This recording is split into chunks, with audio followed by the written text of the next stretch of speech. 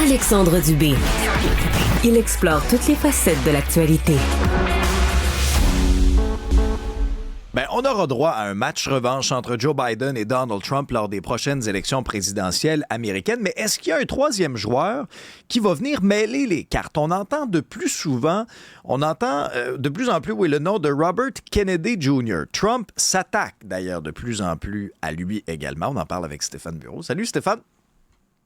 Salut Alexandre. En fait, j'avais envie ce matin de faire ma petite Macédoine d'angoisse à la démocratie qui serait menacée. Macédoine parce que je vais mélanger les carottes, les patates puis d'autres choses.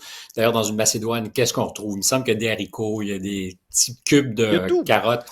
Enfin, il y aura un peu de tout dans ma Macédoine ce matin. Tu parles de Robert Kennedy, c'est pas la première fois qu'on aborde la question parce que c'est la formule que j'aime employer. Il est l'empêcheur de voter en rond.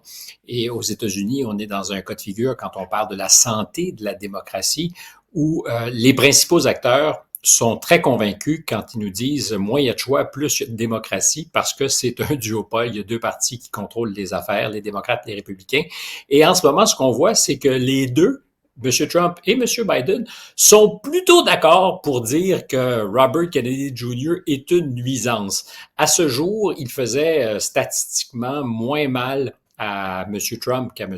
Biden, et je pense que c'est encore le cas. Je crois qu'il y a une majorité, ou enfin pas une majorité, mais une plus grande proportion d'électeurs démocrates qui sont tentés par la plateforme de M. Kennedy, qui est aussi liée à la famille célèbre des Kennedy, qui sont le symbole encore vivant du Parti démocrate. Mais donc, sa famille ne l'appuie pas. Ça fait mal. Non, les frères et sœurs, on pourra en parler dans quelques instants, le dénonce parce que justement, les Kennedy sont de bons démocrates.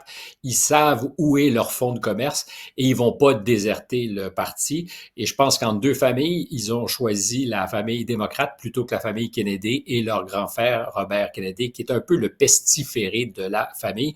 Et là, ce qu'on découvre, c'est que M. Trump commence à trouver que pour lui aussi, ça sentait pas la soupe chaude, mais il y a comme des inconvénients à le voir continuer à progresser ou à tout le moins à se stabiliser là où il est dans les sondages, parce qu'il fait quand même entre, selon les sondages, 7 et 10, 11%.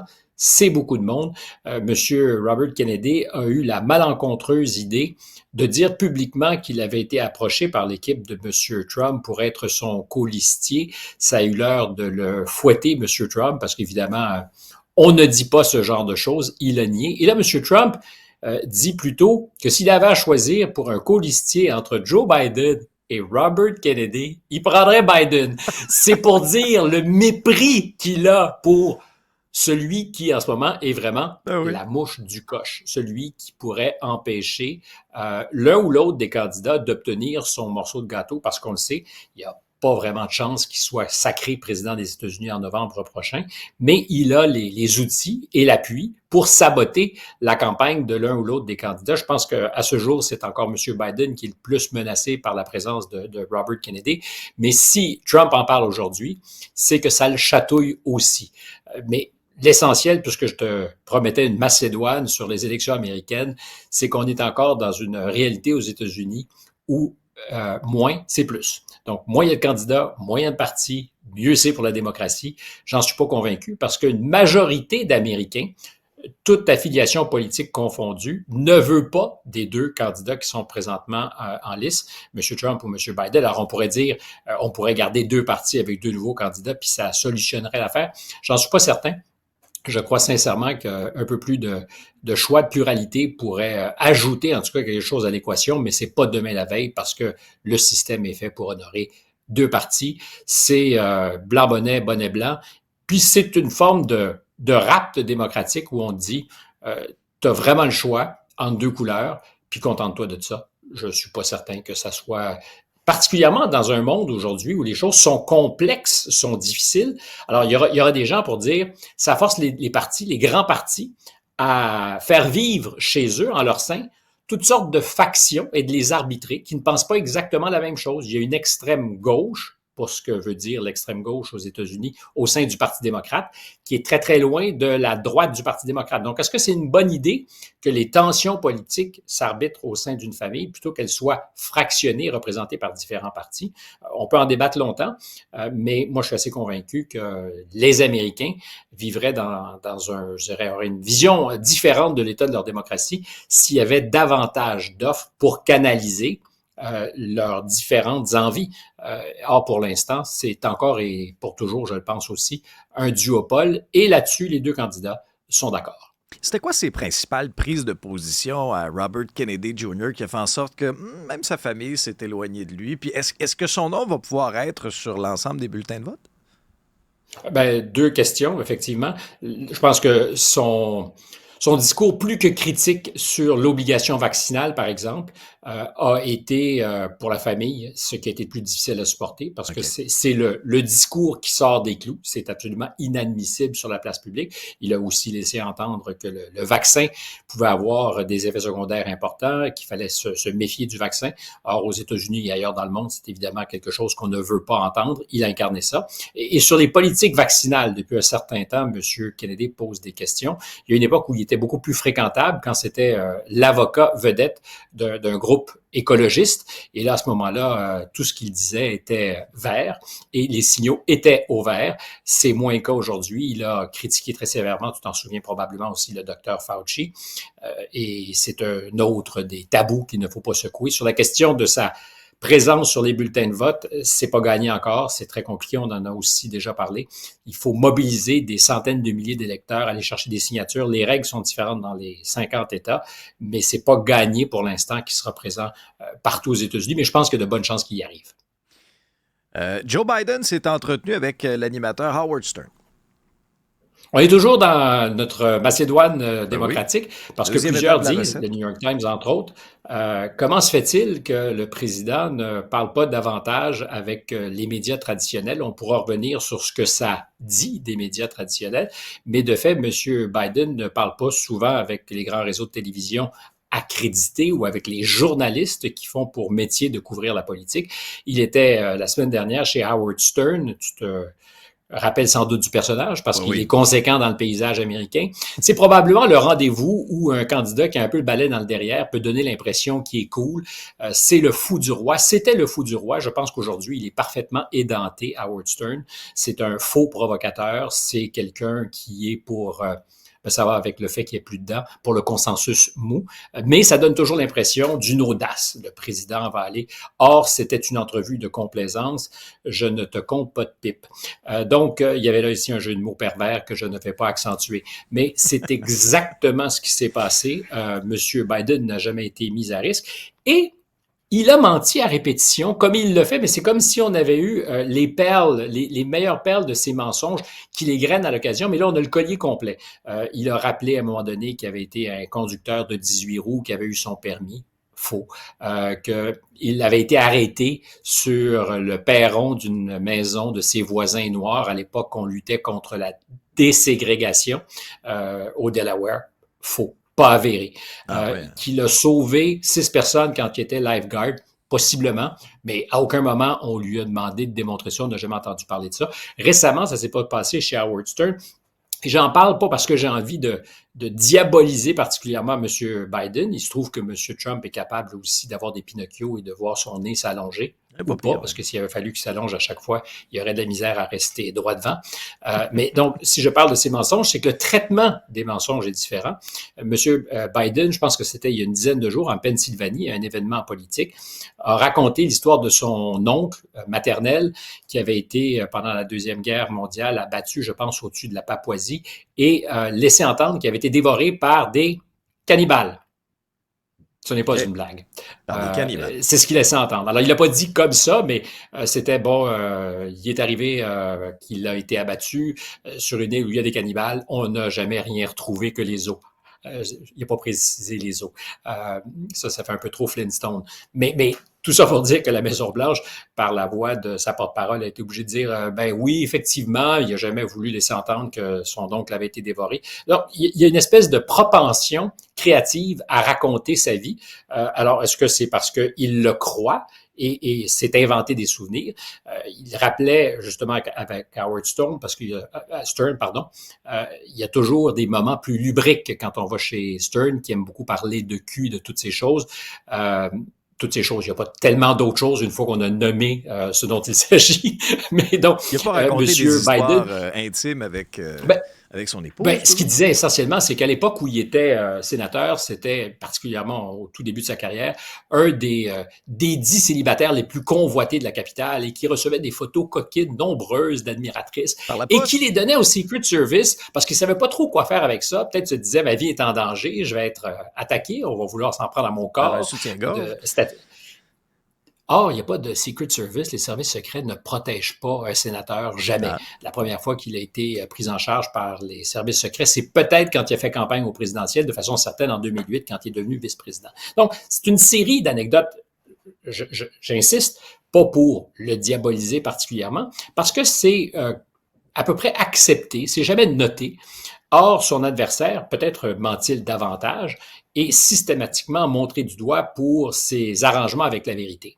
Et là, il y a comme un traitement à géométrie variable. Peut-être peut-on s'entendre pour dire que les mensonges ou les demi-vérités de M. Biden sont moins conséquentes que celles du président. Puis c'est vrai qu'il y a un mensonge qui est jamais pardonné, si tant est que ce soit un mensonge à M. Trump, c'est d'avoir menti sur les résultats des élections. Et moi, je dis, il faut faire une distinction très importante parce qu'il y a contester le résultat des élections, dire que des malversations sont possibles et accepter le résultat des élections. M. Trump a fait une erreur qui ne lui est pas pardonnée, qui ne lui sera jamais pardonnée. Il a refusé d'accepter le résultat des élections. Contester les élections, c'est une autre affaire. En 2016, Mme Clinton a dit qu'on lui avait volé les élections. Elle les a contestées. M. Gore a contesté les élections en 2000, puis il avait toutes les raisons de le faire, et peut-être qu'il se laissait fait voler les élections par la Cour suprême, par les accointances qu'avait George Bush avec son frère, qui était gouverneur de la Floride. Enfin, il y a plein de questions qui se posent. Et historiquement, il n'y a pas une élection qui n'a pas été contestable. M. Gore s'est rallié rapidement, a accepté la décision de la Cour suprême et n'a pas contesté. Est-ce qu'il a accepté? Donc, est-ce que M. Trump ment quand il dit qu'il y a des questions sérieuses à se poser sur les résultats électoraux? Moi, je pense qu'il ne ment pas, c'est-à-dire qu'il y a des questions à se poser. Est-ce qu'il l'aurait gagné?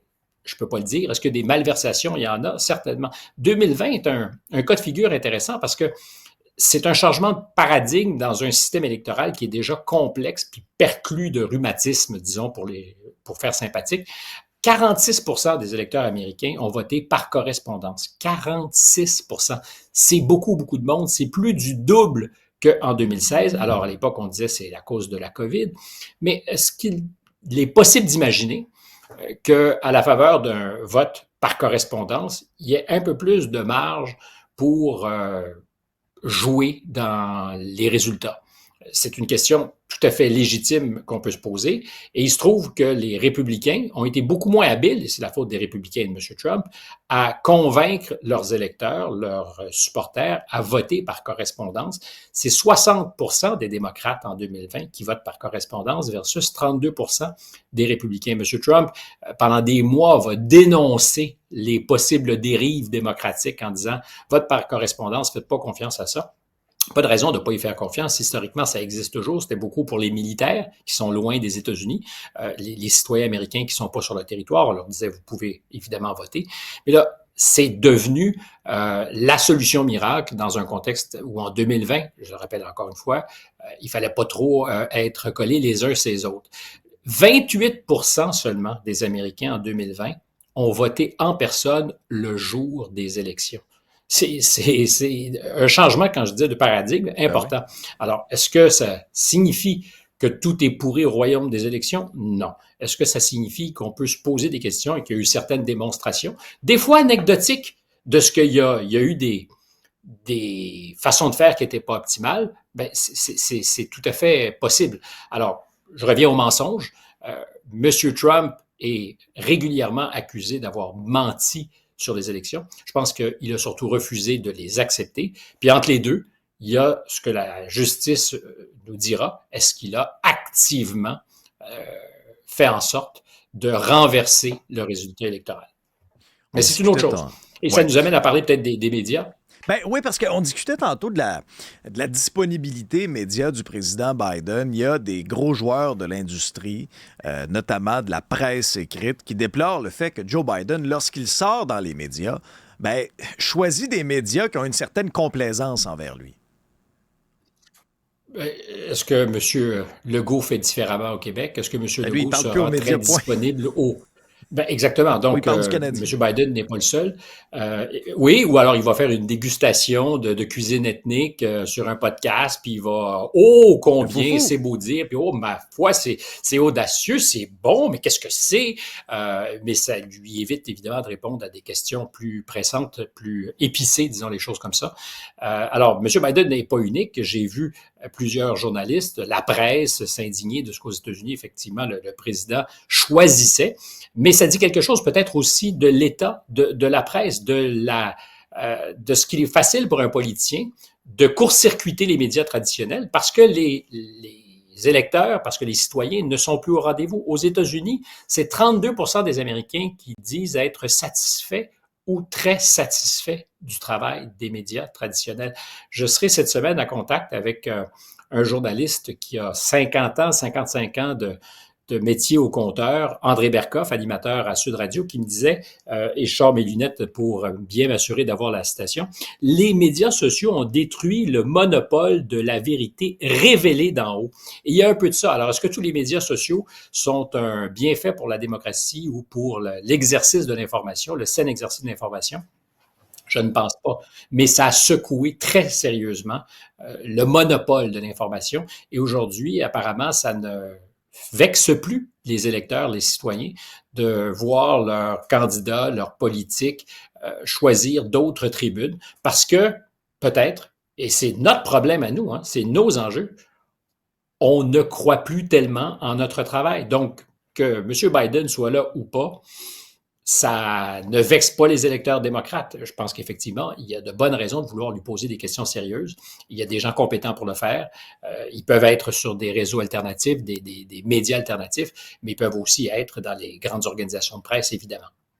Actuellement, Stéphane, le succès de l'heure au cinéma, c'est Civil War, mais est-ce que c'est une prophétie de ce qui nous attend là, dans un court, moyen futur? Ben, c'est ce que le cinéma souvent arrive à faire avec un génie certain, hein, de Matrix. Ça ressemble des fois au monde dans lequel on est. Minority Report, à l'origine, une nouvelle, mais un film aussi qui a eu beaucoup de succès. Je me posais des questions en allant voir le film la semaine dernière. J'étais un peu en retard, mais je suis en France. C'est arrivé un peu en retard sur nos écrans. J'ai été, moi, saisi par la réaction anxiogène que ça... L'as-tu vu? Je ne l'ai pas vu encore. Anxiogène parce que c'est crédible, tu y crois. Tu découvres les journalistes qui sont à New York dans l'hôtel où les correspondants de guerre civile sont réunis. Ça ressemble étrangement aux hôtels dans lesquels se retrouvent les journalistes quand ils vont couvrir une guerre civile. Par exemple, en ex-Yougoslavie, pays qui ressemble beaucoup au nôtre et soudainement, les gens se tirent les uns sur les autres dans la rue. Avec un gag formidable dans le film, hein, quand ils vont à une station-service, espèrent être avitaillés, sont accueillis avec des gens avec des armes et qui offrent 300 $ américains. J'ai vendu le punch, puis qui disait 300 $ canadiens. Et là, il dit, oh oui, parce que dans ce monde de guerre civile aux États-Unis, le Canada est un îlot de stabilité. Le dollar canadien vaut tellement plus que le dollar américain. Le gag était pas mauvais. Mais je dis, alors, anxiogène, mais ça nous fait oublier qu'aux États-Unis, dans les années 70, parce qu'il y a beaucoup de mouvements sur les campus universitaires. Dans les années 70, il y en avait beaucoup. Le mouvement de contestation de la guerre, ça n'a pas mis le pays à feu et à sang, mais il y a eu plusieurs mouvements révolutionnaires. Les Weather Underground, on oublie que c'est des milliers de bombes qui ont explosé aux États-Unis, sans faire beaucoup de morts, mais le pays était extraordinairement instable et on a oublié cette portion-là de l'histoire. Aujourd'hui, ce l'est effectivement, et je pense qu'il y a des éléments qui pourraient nous faire penser qu'une guerre civile est possible, à commencer par la polarisation, peut-être pas unique, mais assez exceptionnelle quand même dans le registre de la politique aux États-Unis, à Washington très particulièrement.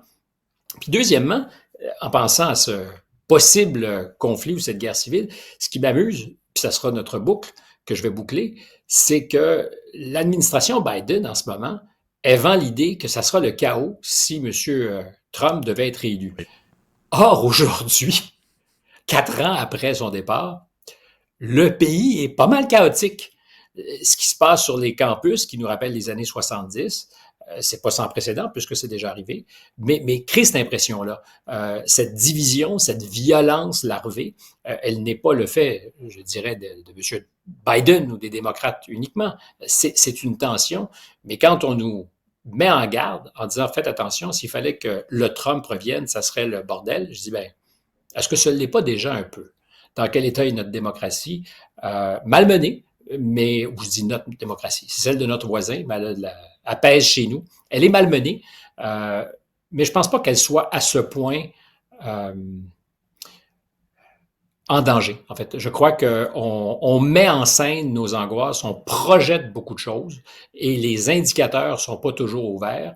Mais je ne parierais donc pas, moi, sur le scénario de la guerre civile demain matin. Je suis un peu moins alarmiste. C'était ma conclusion optimiste à ma Macédoine démocratique. Là-dessus, je dis excellente fin de journée et c'est souriant que nous allons terminer ça. Oui, et chef bureau, votre Macédoine était C'est délicieux, hein? Bravo. Ah oui.